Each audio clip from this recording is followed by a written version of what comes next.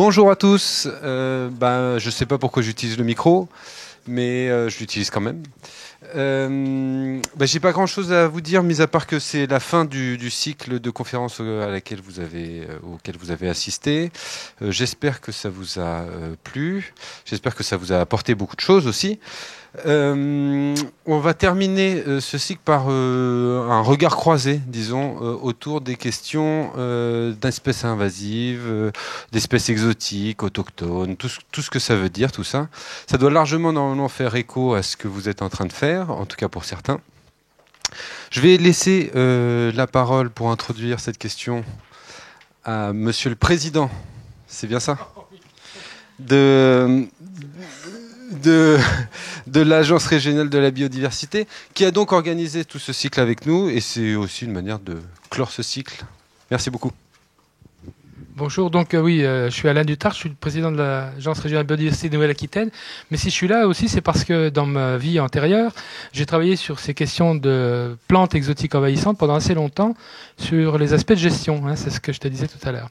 Donc en fait, c'est la question qui va être abordée là ce soir. Je laisserai les deux conférencières se présenter, il y en a au moins une que vous devez connaître déjà. Et en fait, simplement, je voulais juste rappeler un certain nombre d'évidences, c'est-à-dire que ces espèces exotiques, elles sont de notre responsabilité. La plupart ont été transportées par nos activités. Donc la question qu'on doit se poser au bout du compte, c'est qu'est-ce qu'on fait de cette responsabilité? Comment on les gère en particulier? Et par exemple, moi qui ne me souviens pas des chiffres, ce que je peux vous dire, c'est qu'il y a à peu près entre 1500 et 2000 espèces exotiques envahissantes, flore et faune mélangées, au niveau de l'Union européenne. À peu près 15% du nombre d'espèces qu'il y a sur le continent. Donc ça finit par causer des soucis, un certain nombre de soucis.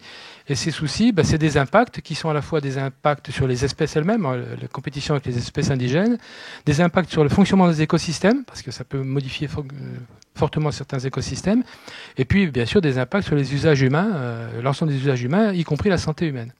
Donc en fait, je vais laisser la parole aux conférencières, mais ce que je voulais terminer, c'est simplement, je vous parle de responsabilité, en fait, ces espèces, elles nous obligent, normalement, elles nous renvoient à toutes nos activités sur toute la planète depuis plusieurs siècles. Et donc ça nous engage dans, en effet, des réflexions assez complexes et puis des problèmes de gestion qui sont difficiles à résoudre. Alors déjà, Alain nous laisse la responsabilité de nous présenter, donc je vais commencer par ça, d'où je parle. Je suis sociologue, je suis maître de conférences en sociologie depuis une vingtaine d'années et je suis ce qu'on appelle une sociologue de l'environnement et des risques environnementaux et sanitaires. Et alors, qu'est-ce qu'un sociologue peut bien faire dans une thématique environnementale? Elle a pour mission d'observer les interactions potentiellement problématique entre l'être humain et la nature. Et vous le verrez, ce potentiellement est assez fréquent.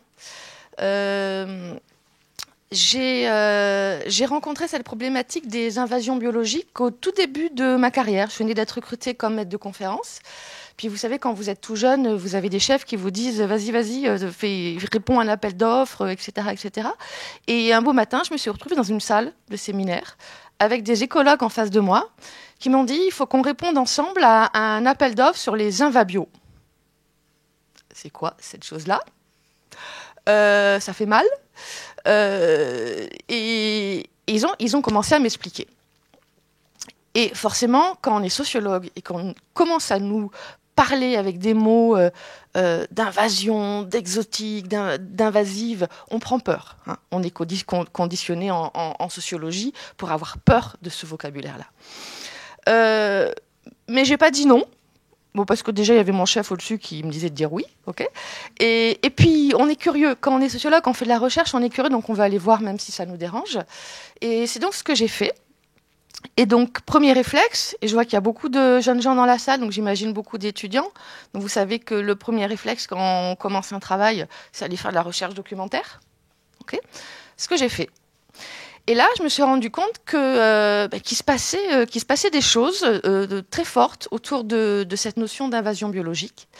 Donc, j'ai commencé à faire la revue de la littérature et je suis tombée sur un débat intense qui se déroulait depuis les années 80 à peu près en Amérique du Nord et en particulier aux USA. et avec un jeu de fleurets entre un écologue, et en fait toute son équipe, Zimberloff, et un philosophe, et en fait tout un ensemble de chercheurs en sciences humaines, Zagoff. Et qui, par revue interposée, par article interposé, s'envoyaient des mots doux de chercheurs. Et de l'un de dire mais en fait, vous utilisez le même vocabulaire que pour parler des émigrés, vous êtes complètement xénophobe, raciste. Et de l'autre de dire non, mais nous sommes, la nature est en danger, il faut arrêter d'être trop prudent sur le vocabulaire, il faut foncer, il faut lutter contre ce problème-là. Okay. À tel point qu'une revue a été créée sur ça, et encore aujourd'hui, on est en 2019, vous regardez dans la littérature, Zimberloff et Zagoff sont toujours à fond à s'envoyer des coups de griffe. Okay. Toujours dans la revue de la littérature, je suis tombée un peu tardivement sur un article qui avait été publié par des collègues écologues aussi, mais qui étaient aussi interloqués que moi sur ce débat intense en Amérique du Nord. Et ils sont allés faire un petit peu l'historique de cette notion d'invabio. C'est un article de Marc et al. Et en fait, donc, il nous rappelle ce que tout le monde sait, que la notion d'invasion biologique a été proposée par John Elton. Okay. Que la première publication qui utilise la notion d'invasion biologique remonte à 58, je crois, j'ai écrit quelque part, hein, Alain, je ne me trompe pas. Mais en fait, ce qu'ils mettent en avant, c'est que John Elton a commencé à travailler sur cette problématique-là avant la Seconde Guerre mondiale. John Elton était un Britannique. Et il a continué à mener ses recherches pendant la Seconde Guerre mondiale en Grande-Bretagne. Donc, quand on vit en Grande-Bretagne pendant la Seconde Guerre mondiale, on se prend des bombes du Troisième Reich sur la figure. Okay. Et l'hypothèse des collègues est que ce qu'a vécu personnellement John Elton pendant la guerre, pendant les bombardements, a contribué en fait à lui faire aller vers un vocabulaire militaire, à radicaliser un petit peu son vocabulaire du fait de cette expérience qu'il vivait au moment où il avançait sur ses travaux. Et si vous continuez la revue de la littérature, vous allez voir des chercheurs allemands, okay, et notamment Gröning, qui eux ont montré qu'au même moment, il y avait en fait des botanistes allemands qui, à la solde du Troisième Reich, avaient aussi pour obsession de lutter contre les espèces exotiques. Donc version Troisième Reich. Hein, donc c'était, on veut enlever toutes les plantes non aryennes des parcs, des parcs de Teutons. Et cette première chose m'a interloquée. Finalement, un même objet, une espèce exotique invasive, a posé problème à des scientifiques qui, d'un côté, étaient les envahisseurs de l'un, et de l'autre étaient, on peut le dire quand même, sous les coups de l'invasion. Okay. Et en même temps, les envahisseurs eux-mêmes étaient persuadés envahir de façon légitime parce qu'eux-mêmes étaient envahis par le reste du monde en termes de pureté de la race. Et je pense que c'est important d'avoir ça en tête, et que moi, de mon point de vue, quand je lis ces choses-là, ça me fait en fait énormément relativiser les coups de fleuret entre Zimberloff et Zagoff, quoi. Et je pense que s'ils continuent à se disputer aux USA autour de cette problématique-là, c'est qu'ils restent à des niveaux de ce qu'on appelle de cristallisation idéologique. Ils sont sur des postures. Et si on arrive en France et qu'on voit ce qui s'est passé, nous, en France, autour de cette notion-là, on voit la chose suivante. Alors, premièrement, on est arrivé un peu après les Américains. Ça, il faut être habitué. On a la recherche scientifique. Ils ont toujours un temps d'avance. Mais pas que. Mais donc, on est arrivé à peu près une dizaine d'années après. Okay, et ça a failli commencer comme aux États-Unis. Les premiers séminaires, Alain s'en rappellera, on y était. On a à peu près fait un remake, version française, de Zimberloff et Zagoff. Mais ça n'a pas duré longtemps. Ça n'a pas duré longtemps parce qu'en France, la recherche est organisée différemment qu'aux États-Unis. Et il y a une autre raison, à mon avis, c'est une hypothèse, qui est que l'objet environnement, pour les sciences humaines en France, n'est pas un objet noble. Donc les chercheurs qui travaillent, enfin n'étaient pas à l'époque, c'est en train d'évoluer, mais disons que récemment encore, ce n'était pas un objet noble. Donc finalement, les chercheurs en sciences humaines qui se saisissaient de cet objet environnemental étaient des chercheurs qui étaient loin des lieux de pouvoir, loin des lieux d'influence, et qui du coup avaient tout le temps nécessaire pour aller faire du terrain. Okay. Parce que quand on est un petit chercheur de province, du coup, on a plein de temps pour faire du terrain. Okay. En comparaison avec un chercheur influent qui a à Paris, qui a plein de choses à faire à la Sorbonne et compagnie. Je caricature un peu, hein, mais c'est pas si faux. Et donc, du coup, on est allé sur le terrain. Et surtout, ce que l'on a fait, on est allé souvent sur le terrain ensemble. C'est-à-dire qu'on a dit, bon, on arrête de se disputer dans les salles de réunion et on va y aller ensemble. Okay. Et ce qui est intéressant quand on va ensemble, un sociologue, philosophe, écologue, entomologiste, etc., quand on va ensemble sur le terrain, nous avons en fait à la fois la matérialité du vivant qui nous saute aux yeux, mais aussi la matérialité du social qui va nous sauter réciproquement aux yeux d'une certaine façon. Vous voyez ? Et ça nous permet en tout cas d'apaiser, de sortir des crispations idéologiques et de pouvoir, non pas forcément nous entendre, mais pouvoir parler de choses concrètes et pouvoir problématiser et commencer déjà par nous mettre d'accord sur nos désaccords, okay, et pouvoir interroger véritablement des variables. Alors j'avais prévu dans mon speech, vous voyez, j'ai passé 1 heure à le préparer, mais je ne regarde pas, mais j'avais prévu dans mon speech de faire un petit topo sur les différences entre pluridisciplinarité, interdisciplinarité et transdisciplinarité. Parce qu'en fait, là, ce que je suis en train de vous raconter, c'est qu'au début, on a commencé timidement à faire ce qu'on appelle de la pluridisciplinarité. C'est-à-dire qu'on avait un objet d'étude, une espèce exotique envahissante, et l'écologue se posait des questions, observait, le sociologue posait des questions, observait, et puis pour le ministère de l'écologie de l'époque qui nous finançait, on faisait une introduction commune, volet écologie, volet sociologie, conclusion commune. Ça, c'est ce qu'on appelle de la pluridisciplinarité. C'est pas très téméraire, mais ça le mérite de la prudence. Si vous ne vous connaissez pas bien, si vous n'avez jamais travaillé avec un écologue et que vous êtes sociologue ou inversement, parfois il vaut mieux commencer par ça. Si vous vous connaissez mieux, si vous vous faites confiance, si vous avez déjà un petit peu une expérience de ce type d'échange, ce que l'on constate, c'est qu'une témérité épistémologique et méthodologique supplémentaire est beaucoup plus heuristique, elle produit beaucoup plus de connaissances. Et cette témérité-là, c'est l'interdisciplinarité. Dans l'interdisciplinarité, il s'agit en fait de construire ensemble un objet d'étude commun, de mettre ensemble en pratique des protocoles qui vont d'emblée nous permettre de croiser les variables de différentes disciplines. Et là, vous allez retrouver ce côté fédérateur du terrain, okay, où on va ensemble sur le terrain et on va avoir un protocole qui nous permet de dialoguer. Je peux vous prendre un exemple parce que c'est un petit peu c'est mon protocole interdisciplinaire que je considère, moi, abouti par rapport à tout ce que j'ai pu essayer avant. Parmi les espèces sur lesquelles j'ai travaillé, les espèces invasives, il y en a une qui est Aedes albopictus. Vous le connaissez peut-être mieux sous le nom de moustique tigre. Okay. Et qui est considéré aujourd'hui comme une des espèces les plus invasives de la planète, quoi. Et donc, du coup, on avait besoin de comprendre quels étaient les facteurs qui favorisaient la prolifération de cette espèce, qui se trouvait particulièrement à son aise dans les espaces périurbains. Okay. Et donc, du coup, ce qu'on a fait, c'est qu'on a mis au point, dessiné des transects, des échantillonnages, des délimentations, bon, ça, classique. Mais ensuite, on débarquait carrément chez les gens dans les quartiers périurbains, dans leur jardin. Et là, on avait d'un côté des botanistes qui identifiaient toutes les plantes du jardin et qui faisaient une sorte d'architecture du jardin. On avait des entomologistes qui identifiaient tous les gîtes larvaires de moustiques et ensuite il y avait un aspirateur à moustiques pour aspirer les moustiques volants. Okay.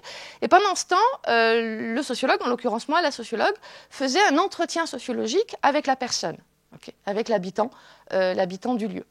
Et en fait, de faire ce travail-là, ça nous a permis ensuite de vraiment croiser les variables, on a pu voir comment la présence ou l'absence de moustiques vecteurs pouvait être expliquée tout à la fois par la présence ou l'absence de certaines espèces végétales et surtout de la structure du jardin, qui elle-même était liée au comportement des individus. Okay.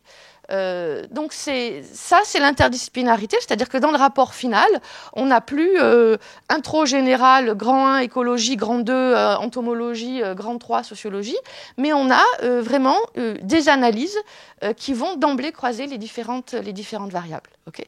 Et c'est aussi ce genre de méthodes interdisciplinaires qui nous ont permis d'échapper à ces crispations idéologiques à l'américaine.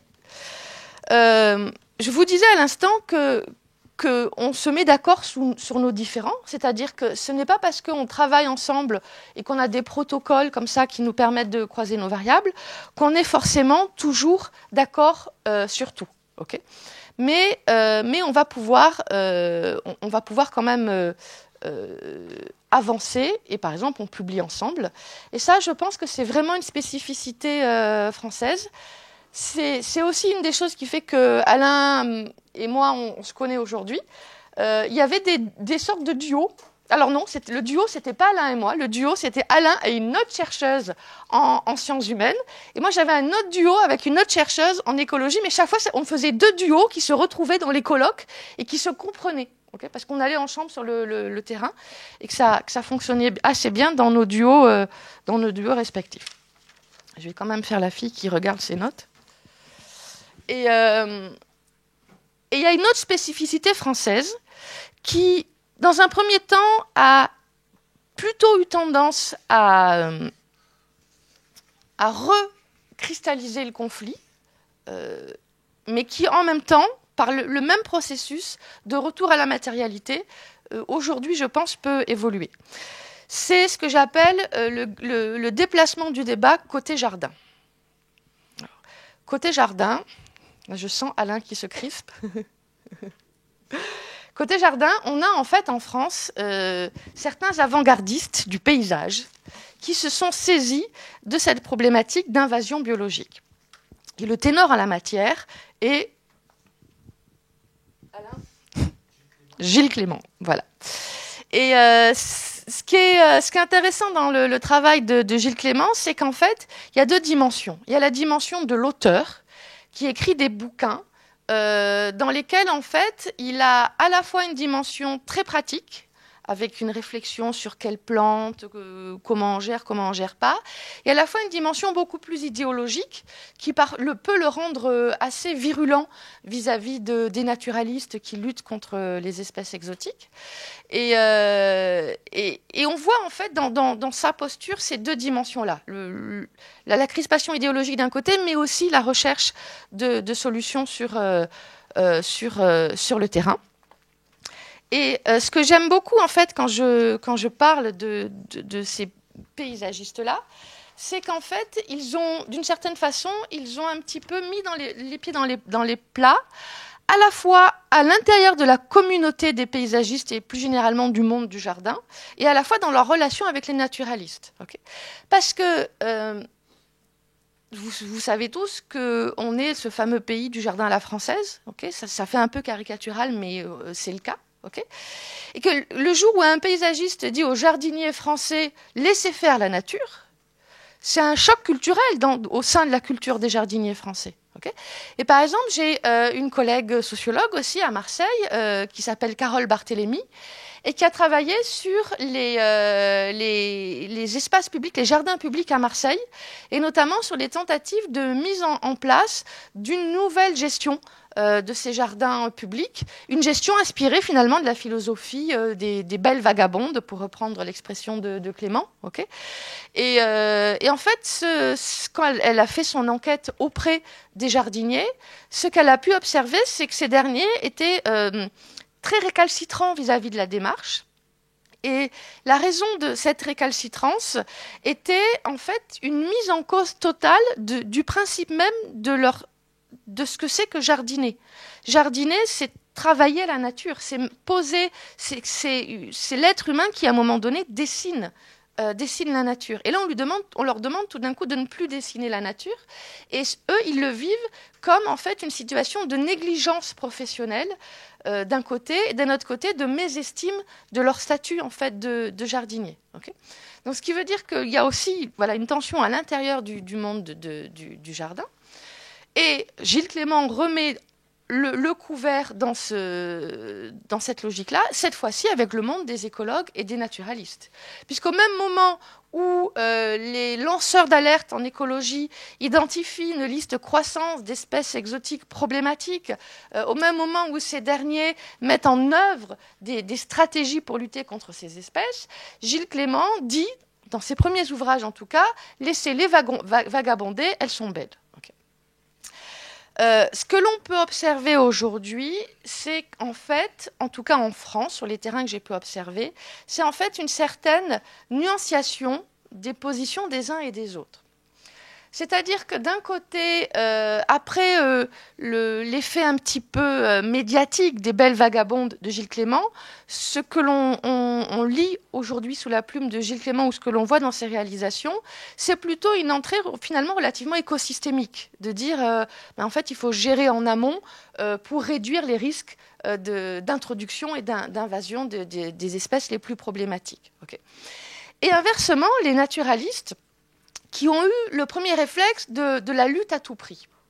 La lutte à tout prix, et en particulier dans les premières décennies, ce qui se passait, c'est qu'ils n'hésitaient pas à mettre en œuvre des stratégies très radicales, alors soit mécaniques, des arrachages, okay, soit carrément chimiques, et avec des problèmes à la fois déontologiques et chimiques, c'est-à-dire que jusqu'à quel point on peut, au nom de la lutte contre une invasive, épandre dans des écosystèmes des produits chimiques douteux du point de vue de l'écotoxicologie. Okay. Donc, ils sont allés jusqu'au bout de leur démarche. Et aujourd'hui, ils mesurent en fait les limites de cette volonté de vouloir absolument tout contrôler. Il y a eu aussi quelques retours d'expérience par des gestionnaires d'espaces naturels qui ont montré comment parfois il fallait être patient. Que ce qui se passe aussi, c'est que l'être humain a tendance à lire la nature avec sa grille spatio-temporelle de lecture, qui est à l'échelle de la vie d'un être humain et qui est même à une échelle plus courte encore, qui va être à l'échelle d'un mandat électoral, par exemple, et qui va être aussi à l'échelle d'un plan de gestion. Et quand j'interviewe les gestionnaires d'espaces naturels, ils me disent, mais nous, en fait, on se rend compte de plus en plus du paradoxe qui est notre mission. On nous demande de gérer de la nature. Mais en fait, si on veut vraiment qu'il y ait de la nature, il faut lui foutre la paix, quoi. Il faut la laisser faire, la nature. Que justement, le principe de la nature, c'est que l'être humain n'intervient pas. Mais moi, je suis payée pour intervenir. Et j'ai clairement des gestionnaires dans les enquêtes sociologiques qui m'ont dit, en fait, je ne prends pas le risque de ne pas intervenir parce que je risque de me faire taper sur les doigts ensuite quand je vais faire mon bilan de plan de gestion de mon espace. Okay. Et ils sont vraiment, les gestionnaires d'espaces naturels sont vraiment face à un dilemme qui n'est pas un problème uniquement technique, qui est en fait carrément un problème éthique sur le sens de la gestion de la nature et le paradoxe de cette gestion-là. Okay. Et en jeu de miroir, ce que l'on a vu avec l'évolution de la posture des jardiniers, c'est d'une certaine façon, on va laisser faire. Okay. Et ces deux évolutions de ces deux mondes professionnels, de mon point de vue, les a rapprochés et les a mis ensemble dans une logique, en fait, plus ou moins assumée de jardinier dans la nature. Alors, j'avais prévu tout un tas de jeux de mots. Bon. Alors, je vous le fais.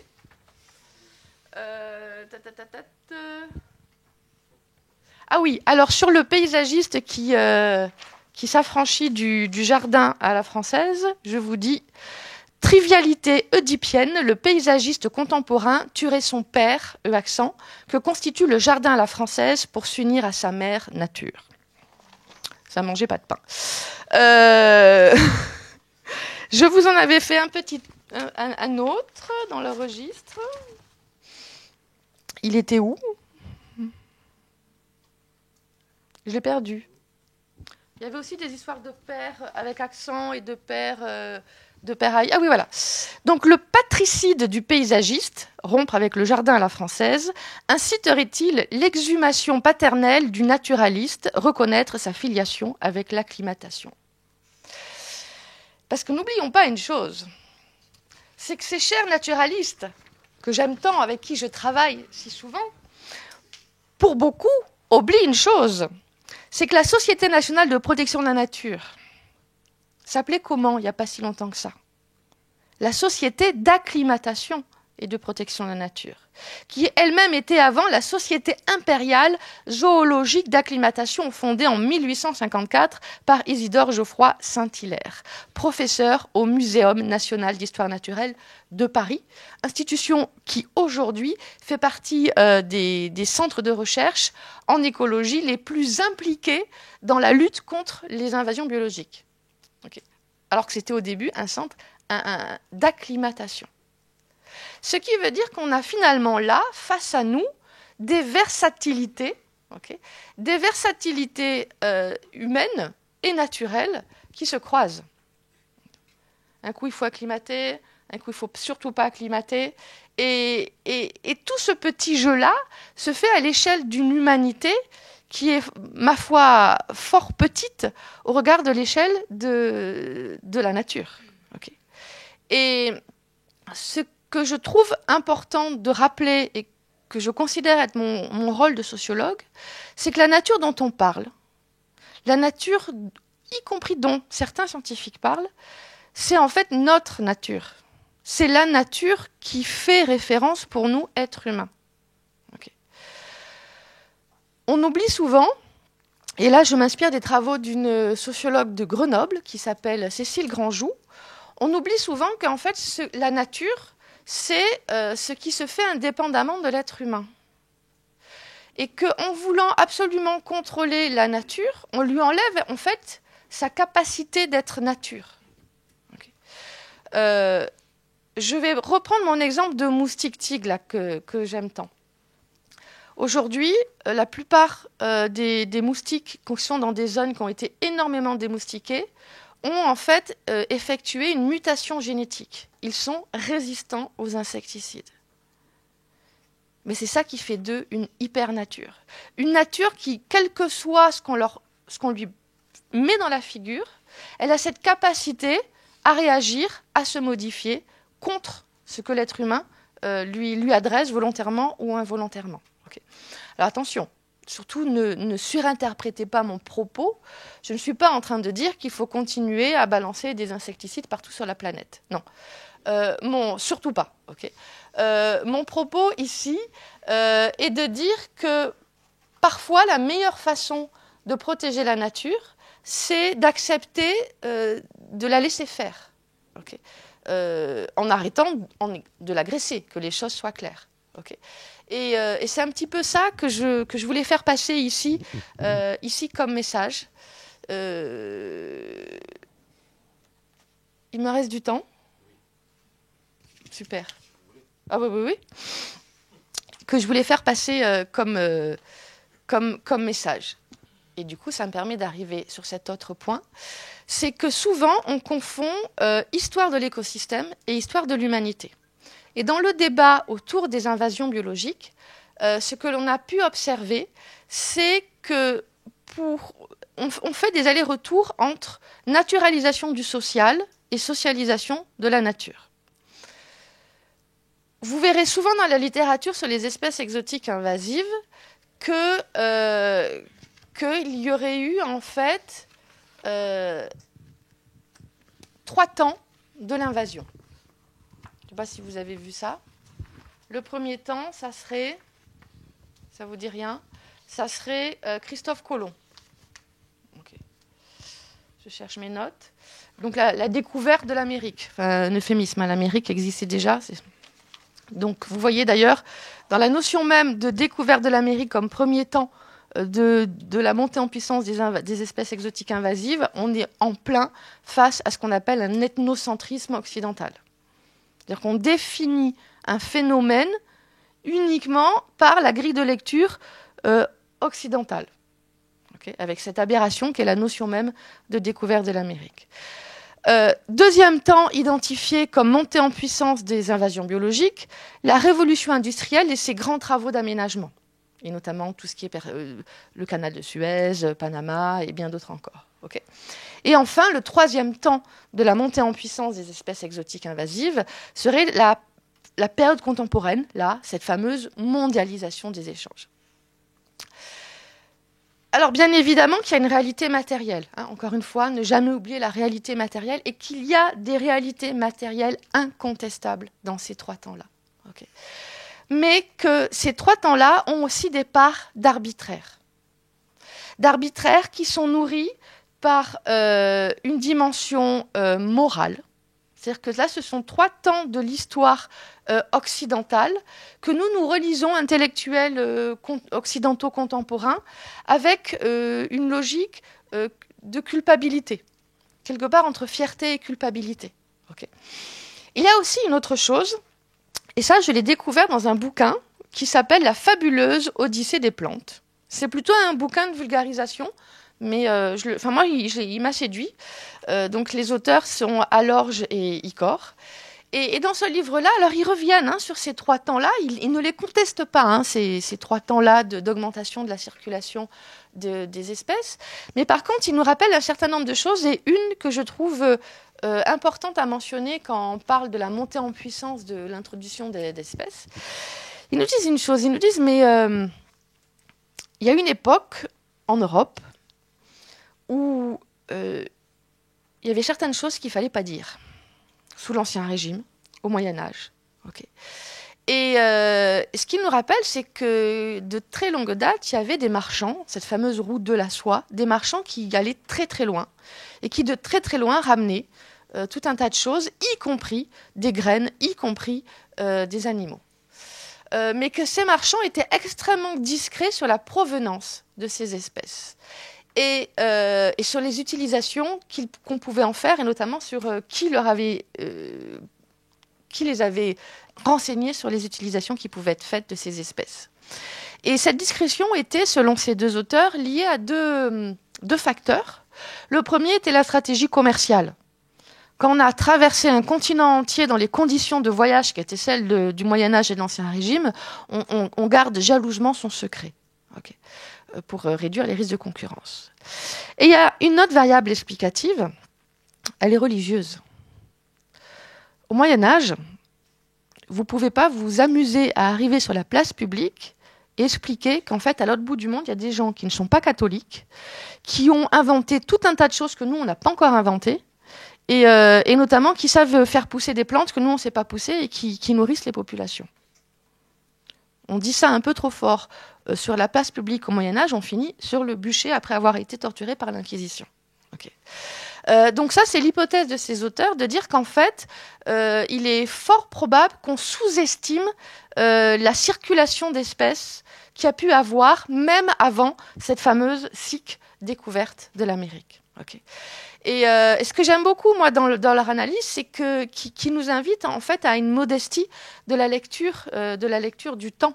Okay. De dire, bon, il faut arrêter de voir le monde avec autour du petit nombril d'Européens, occidental, qui est passé du judéo-chrétien à la culpabilité biocentrique, ou, pour les plus modérés, écocentrique. Est-ce que tout le monde est au clair sur les notions d'écocentrisme et biocentrisme? On précise la chose un petit peu. Il y en a qui disent oui, il y en a qui... Est-ce qu'il y en a qui disent non ou tout le monde dit oui? Nickel. Donc tout le monde a lu Catherine Larère, nickel, sur les éthiques environnementales. Ah non. Ouais, j'ai l'impression. Ok, donc moi je vous conseille de lire Catherine Larère parce que je trouve que c'est l'auteur qui a été qui est le plus clair pour expliquer tout ça. Ok, et donc elle revient un petit peu sur l'émergence de ces différentes éthiques. Alors la notion d'anthropocentrisme, elle est facile à comprendre parce que le mot est assez parlant. Anthropo, l'homme, centrisme au centre. Donc c'est une vision du monde qui met l'homme au centre et qui considère que la nature est à son service, est une ressource dont il peut disposer et ou est une agression dont il doit se protéger. Okay. Ensuite, l'éthique biocentrée, c'est l'inverse. C'est une vision du monde qui considère que la nature est au centre et que l'être humain est un perturbateur. Donc on a finalement là les deux extrêmes. Okay. Et l'éthique écocentrée, c'est une éthique qui considère que la nature et l'être humain partagent ce que Larère appelle une communauté biotique. Donc cette communauté biotique, ça serait l'idée en fait que l'on dépend l'un de l'autre. Ça peut paraître en fait assez évident, okay, mais l'histoire des relations entre l'être humain et la nature a montré que ça n'a pas toujours été évident pour nous, okay, cette chose-là. Donc du coup, ce que moi j'observe dans l'évolution des débats autour des invasions biologiques et aussi des solutions sur le terrain que l'on peut apporter, c'est qu'on avait finalement au départ un débat entre anthropocentrisme des sciences humaines et biocentrisme des sciences de la vie, et qu'aujourd'hui, en tout cas en France, de plus en plus, une partie de la communauté qui travaille sur cet objet-là glisse vers une vision écocentrée. Et même moi, sociologue, quand j'étais toute jeune en début de carrière, j'avais un côté très anthropocentré en disant mais de toute façon, non, l'homme avant. Et puis quand vous passez 20 ans de votre vie à travailler avec des écologues, vous glissez de vision du monde. Et je l'assume maintenant. Et inversement, les écologues, souvent avec lesquels on travaille, aussi glissent dans l'autre sens. On fait chacun un pas l'un vers l'autre, en fait. Et alors, ce pas l'un vers l'autre peut se faire différemment selon les cas. Il ne faut pas non plus tomber dans des formes d'angélisme. Okay. C'est-à-dire qu'il y a des objets d'étude pour lesquels la tension entre la protection de l'humain versus la protection de la nature perdure encore aujourd'hui. Okay. Et cette tension-là, elle perdure en particulier dès qu'on est face à des enjeux sanitaires. Okay. Ce que l'on peut voir sur le terrain, c'est qu'il va y avoir des politiques de protection de la nature, de chercher des compromis, des solutions douces pour tout le monde. Mais si à un moment donné, il y a un risque sanitaire pour l'être humain, tous les arguments écocentrés tendent à être balayés, mais d'un revers de manche au profit de l'urgence du risque sanitaire pour l'être humain. Mais même ça, c'est en train d'évoluer aujourd'hui. Okay. Par exemple, il y a une grande communauté internationale de chercheurs qui s'est réunie autour de l'appellation One Health. Je ne sais pas si vous avez vu passer ça, une santé commune, One Health, et qui développe de plus en plus des approches qui visent à prouver leur hypothèse, qui est que même quand il y a un enjeu sanitaire pour l'être humain, il est important de toujours garder comme objectif de protéger aussi la nature, parce que sur le long terme, le lien entre la santé de l'humain et la santé de la nature est en fait indissociable. Okay. Et si je reviens à mon exemple de moustique, et après promis, je vous prendrai autre chose que des exemples de moustiques, si aujourd'hui on a une telle invasion de ce moustique Aedes albopictus, c'est aussi parce qu'il y a une fragilisation des écosystèmes localement. Okay, une fragilisation qui passe par une anthropisation de ces écosystèmes. Et c'est cette anthropisation des écosystèmes qui a permis en fait la diffusion du moustique.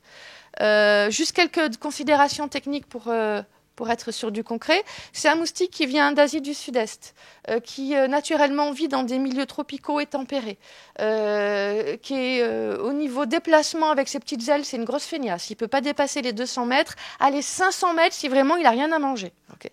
Mais par contre, c'est un opportuniste. Il prend le train, la voiture, et ça, l'avion, il va se déplacer sous forme d'œuf, sous forme de larve, voire même sur les petites distances sous forme de moustique adulte. Okay.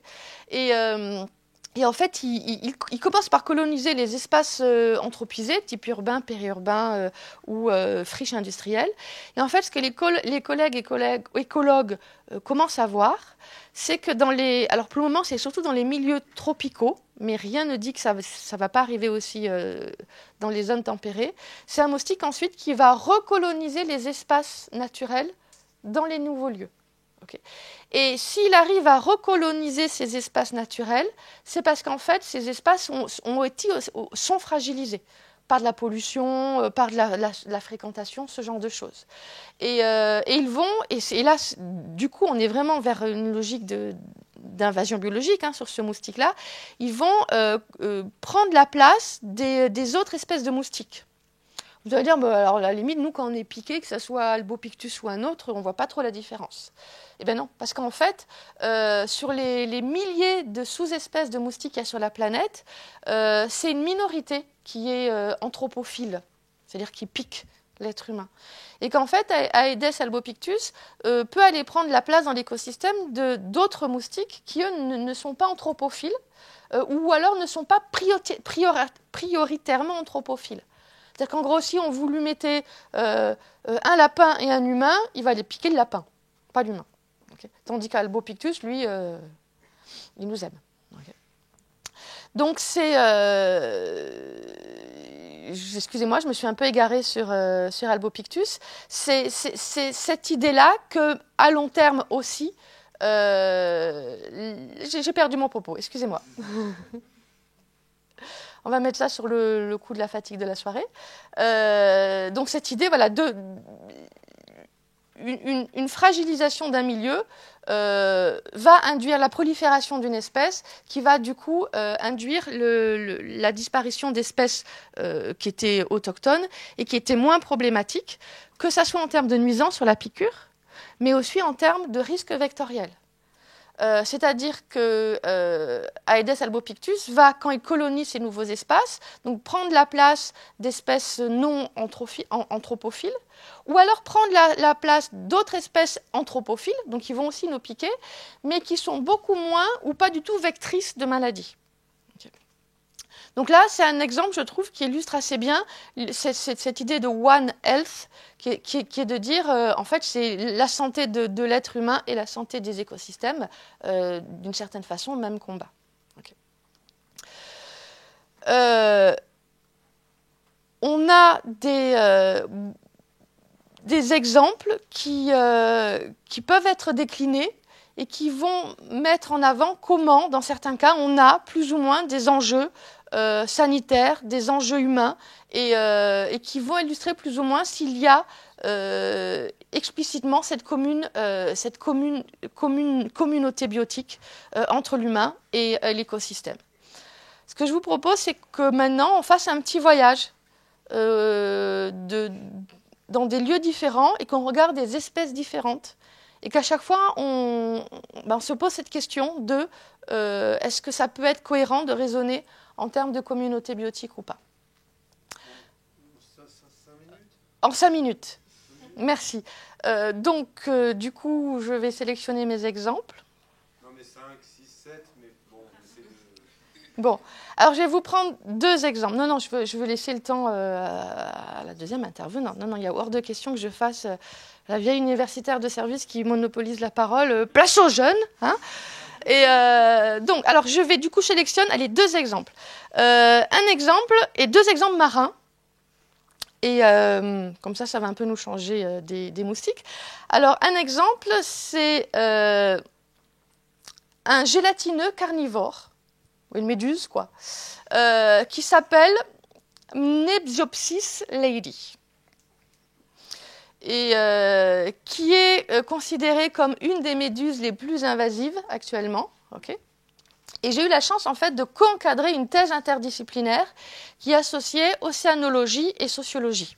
Okay, c'est Guillaume Marchessault qui a brillamment soutenu sa thèse l'année dernière et qui avait fait donc un travail à la fois d'observation océanologique de cette méduse et il avait fait réaliser des enquêtes sociologiques auprès des acteurs qui étaient exposés à cet enjeu-là. Et ce travail qu'il a réalisé, c'était dans l'étang de Berre. Je ne sais pas si vous voyez ce lieu-là. C'est un étang qui est considéré comme l'une des plus grandes lagunes côtières européennes et qui a été un haut lieu de la pétrochimie dès les années 1929 et de façon exponentielle dans les années 70 et qui aujourd'hui est une lagune entourée d'industries pétrochimiques. Donc un espace extrêmement pollué. Hein. Dès que vous grattez dans les sédiments, vous avez à peu près l'historique de la pollution pétrochimique du lieu. Et c'est aussi une lagune dans laquelle, depuis plusieurs décennies, EDF rejette de l'eau douce avec des limons de la Durance qui est utilisée en fait pour de la production hydroélectrique et qui implique en fait des très fortes variations de salinité dans la lagune. Parce qu'en fonction des besoins d'électricité, EDF va plus ou moins pomper d'eau et plus ou moins reverser d'eau. Et en fait, du coup, les variations extrêmement violentes de niveau de salinité, plus la pollution du lieu, a été particulièrement propice à la pullulation de cette fameuse espèce. Alors moi, j'aime bien l'appeler M-Lady, parce que Mdebzopsis, c'est un petit peu difficile à prononcer. Okay, et a été particulièrement propice à la prolifération de cette espèce-là. Mais en fait, ce dont on se rend compte quand on fait des enquêtes, c'est que pour le moment, elle ne pose pas de problème sanitaire. Elle ne pose même pas de problème de nuisance pour les activités récréatives parce qu'en fait, elle n'est pas urticante. Okay. Donc, vous pouvez nager dans un bain de méduses, vous sortirez indemne. Par contre, ça pose de vrais problèmes économiques pour les pêcheurs. Parce que ça remplit les filets des pêcheurs, ça tue les poissons dans les filets, etc. Donc dans cet exemple-là, on voit comment, pour certains usagers, il n'y a pas de problème de cohabitation. Pour d'autres, il y a un vrai problème économique. Et ce que l'on voit aussi avec cet exemple, c'est que le vrai problème dans cette lagune, ce n'est pas cette méduse en tant que telle. Le problème, il est où ? Il est en fait dans cet apport totalement erratique d'eau douce qui produit des variations de salinité qui ne permettent pas à un écosystème de trouver des formes de richesse. Okay. Donc finalement, au lieu de vouloir absolument se battre contre cette espèce-là, les préconisations de ce jeune docteur ont été de dire travaillons plutôt à une amélioration de la régularité des niveaux de salinité dans la lagune. Okay. Un autre et dernier exemple, ça va être le rat. Le rat noir. Donc dans les îles méditerranéennes, il y a un problème d'invasion de rats noirs. Okay. Et il y a quelques années, j'avais fait un très rapide passage par le conseil scientifique du parc national de Porquerolles. Et à l'époque, on était à fond dans il faut lutter. Et donc, ils ont développé une stratégie de lutte chimique. Donc, en gros, ils ont balancé de la mort aux rats carrément sur l'îlot. Et en fait, ce qui était intéressant, c'est que dans le conseil scientifique, j'étais la seule sociologue. Tous les autres étaient surtout des sciences de la vie. Et j'ai été la seule à voter contre l'utilisation de la mort aux rats. Je leur ai dit, moi, je trouve que d'un point de vue technique et odontologique, ce n'est pas cohérent avec la protection de la nature. Et ils m'ont dit, mais tu proposes quoi ? J'ai dit, on va aller chasser à l'arc et à l'arbalète. Bon, ils n'ont pas voulu. Et aujourd'hui, le même problème se pose sur l'archipel de Riou, donc du côté de Marseille. Et en fait, à ma plus grande surprise, là, quand j'ai vu arriver ça à l'ordre du jour, je me suis dit, allez, on remonte les manches. Il va falloir recommencer à batailler pour proposer arc et arbalète. Eh ben non, pas du tout. Les mêmes écologues, aujourd'hui, ont un retour d'expérience qui leur a amené à dire, mais finalement, le problème, ce n'est pas cette bestiole en particulier. Donc pourquoi vouloir absolument balancer de la mort aux rats partout sur les îlots si en fait le problème il est en amont, il est dans la gestion de l'accès aux îles. Il va être aussi dans la gestion des pratiques et notamment ce qu'ils ont fait ressortir, c'est que la principale victime ceux qui croyaient être la principale victime de ce rat n'est en fait pas victime de ce rat. Alors, qui était supposé être la victime de ce rat? C'était les puffins cendrés, qui est une espèce emblématique de Méditerranée, qui est un oiseau, un magnifique oiseau, donc gris, cendré, comme son nom l'indique, et en fait qui niche dans les falaises marines, et qui a une stratégie de reproduction qui est de ne faire qu'un poussin, mais d'en prendre vraiment soin. Okay, et donc l'hypothèse avait été faite que c'était les méchants rats noirs qui allaient manger les poussins, et que c'est pour ça qu'on n'avait plus de puffins cendrés. Et en fait, là, les collègues sont pas partis tête baissée dans la lutte contre le rat, ils ont cherché à comprendre, ils ont fait davantage d'études, et là, ils se sont rendus compte qu'en fait, s'il y avait un déclin de la population de puffins cendrés, c'est parce que les puffins adultes allaient piquer les poissons dans les filets des pêcheurs, et qu'ils restaient prisonniers, en fait, ils ont des très grandes ailes, ils restaient prisonniers sous l'eau dans les filets des pêcheurs et ils mouraient noyés. Okay. Donc en fait, le puffin cendré va mal parce que c'est un voleur. C'est un voleur de poissons dans les filets des pêcheurs. Okay, et que peut-être la solution n'est pas dans la lutte contre le rat noir, mais peut-être dans la gestion des filets des pêcheurs. Est-ce que peut-être il faut avoir des zones où on n'utilise pas de filet de tel format, ou pas à tel endroit, pas à tel moment, etc. etc. Et ça, je n'ai pas la solution du problème, puisque avec les collègues, on est en train de réfléchir à ça. Et promis, c'était le dernier exemple. Merci pour votre attention.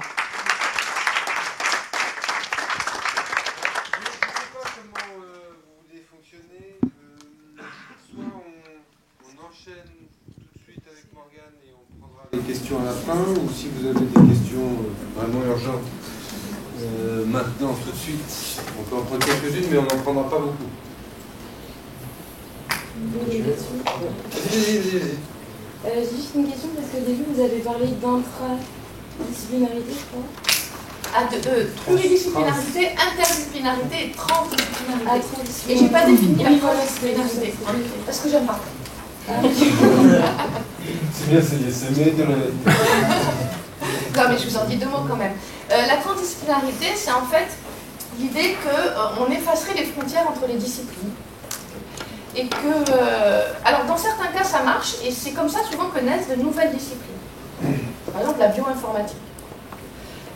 Mais souvent, moi, ce que je vois, en tout cas dans mon domaine de recherche, qui est l'environnement, et dans les disciplines avec lesquelles je travaille, typiquement l'écologie et la sociologie, cette transdisciplinarité, en fait, pour moi, prend une dérive de domination épistémique. En gros, c'est les écologues qui imposent leur vision et qui vont, en fait, instrumentaliser l'enquête, mais au service de leur idée de départ. Okay. Et alors vous allez me dire, ouais, mais c'est forcément, vous avez une vision biaisée, vous êtes sociologue, vous n'avez pas envie d'être dominé et instrumentalisé. Non, ça n'avait rien, si j'ai envie d'être dominé.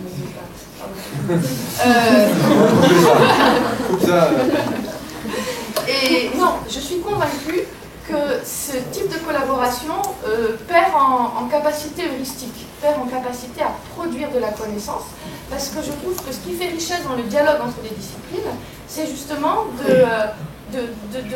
d'amener l'autre à changer son regard pour vraiment voir la complexité d'un objet qu'on n'est pas capable de voir chacun de notre côté. Et ce que de mon point de vue, la transdisciplinarité me permet. Il faut se parler, mais il faut garder des frottements, quoi. Ouais. J'essaye de faire des phrases comme vous. Hein. Oui, c'est-à-dire qu'il faut garder des frontières, mais des frontières qui sont des lieux de passage. Pas des blocages, des lieux de passage, mais je pense que c'est une illusion de vouloir supprimer en fait les disciplines.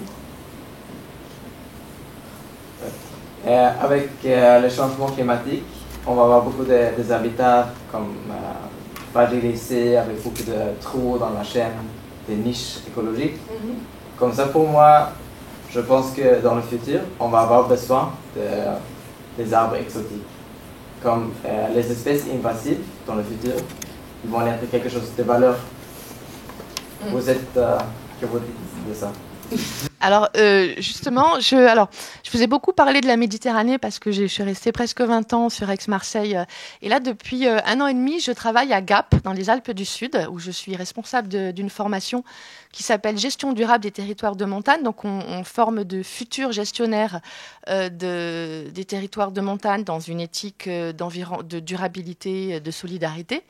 Et l'année dernière, une collègue écologue a proposé un exercice aux étudiants qui, au début, les a complètement décontenancés. Elle leur a dit, voilà, réchauffement climatique, en tant que bureau d'études, on vous demande de trouver des solutions, d'identifier des espèces d'arbres qui pourraient survivre sur ce territoire-là. Et les étudiants, sans rire, sont allés chercher l'eucalyptus. Et au début, ils se disaient, c'est complètement farfelu. Et ben, ils ont trouvé des arguments scientifiques cohérents qui pouvaient être mobilisés sur le recours. Alors bon, ils avaient pris l'eucalyptus, mais ça pourrait être une autre espèce, sur le recours à des espèces entre guillemets tropicales pour peupler nos territoires de demain. Ça renvoie aussi à ce que je vous disais, c'est que nous on raisonne à notre échelle d'êtres humains et que quand on parle de dégradation des écosystèmes, on met un référentiel. Et ce référentiel, en fait, il est discutable. Et avec le changement climatique, il est de plus en plus discuté. C'est un point que j'avais prévu d'aborder, j'ai pas eu le temps d'aborder finalement. C'est ce fameux débat autour de la notion de climax. Okay. Moi, quand je vois la notion de climax, elle a été proposée en 1916 ou 1919, je crois, donc elle est assez ancienne. Et c'était l'idée qu'en fait, il y aurait un écosystème de référence stable qui serait en fait la référence, et que quand on restaure un écosystème, c'est ça qu'il faut cibler. Okay. Et après, la littérature, notamment en sciences de la vie, en écologie, a montré que c'était illusoire, cette référence et stabilité. Okay. Et aujourd'hui, certains y reviennent en disant ouais, c'est peut-être illusoire, mais à un moment donné, quand on veut gérer, il faut bien qu'on identifie une référence, quoi. Voilà. Et tout le débat aujourd'hui avec le changement climatique est mais vers quel référentiel on va se tourner aujourd'hui.